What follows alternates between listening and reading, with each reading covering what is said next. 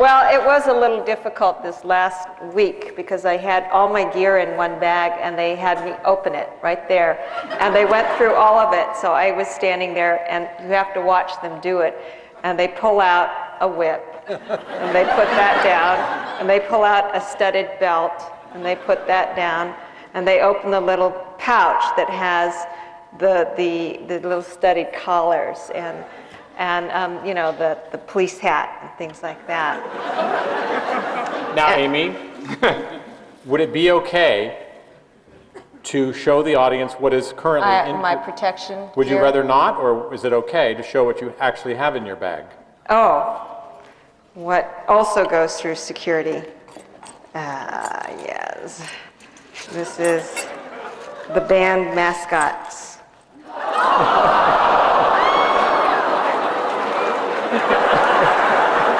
The sad thing is they're actually the best performers in the whole band. The best singer. Now, as cute as that dog is, Its head is deceptively and big. its head, no, we performed in Cleveland at the Rock and Roll Hall of Fame. And by the way, that's a question I have. How did we get to play the opening of the Rock and Roll Hall of Fame? I can answer. Yes, tell us that. No, there's a You good played the opening of the Rock and Roll A novel Hall of Fame. act. No, I can tell you because they were going to get a good rock and roll act, and I couldn't decide which one to hire. So the guy called me and said, "Ooh, we were going to get somebody good, but we couldn't decide between Tina Turner and Cher. So we thought, instead of good, we'd just go in a whole other direction." But it's true, and we had to play the party the opening night, and it was the most terrifying gig we've ever had.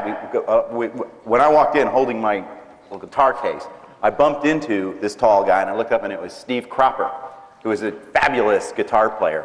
Steve doesn't know who he is. I know who he is. Okay. He's the guy who started the Lovebirds.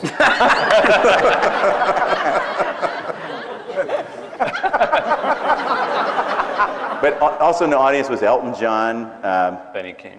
Stephen King had to sing "Stand By Me" to Benny King, sitting right there. So it was like very unnerving. But the weird thing was they loved us, and the reason was because if there'd been a good act on stage, they'd had to be worshipful, you know. And jealous. And yeah, and all whatever, right? Yeah. Yeah. But they immediately got what we were, and they loved us. They danced, they sang. Some of them got on stage with us. Came You know. up with us.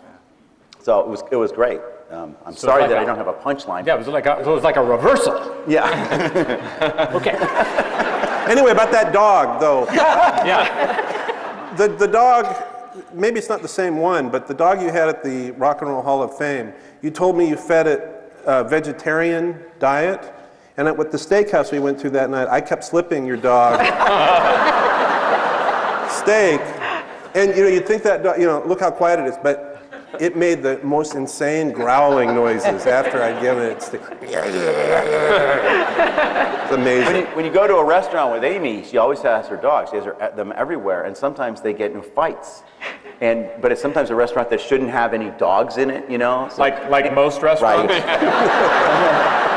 So Amy is very good at pretending she made the noise. Now, let me ask a question. When you do the dogs smoke in the restaurant? Because then you'd have like a double whammy. Can you make one of the dog sounds?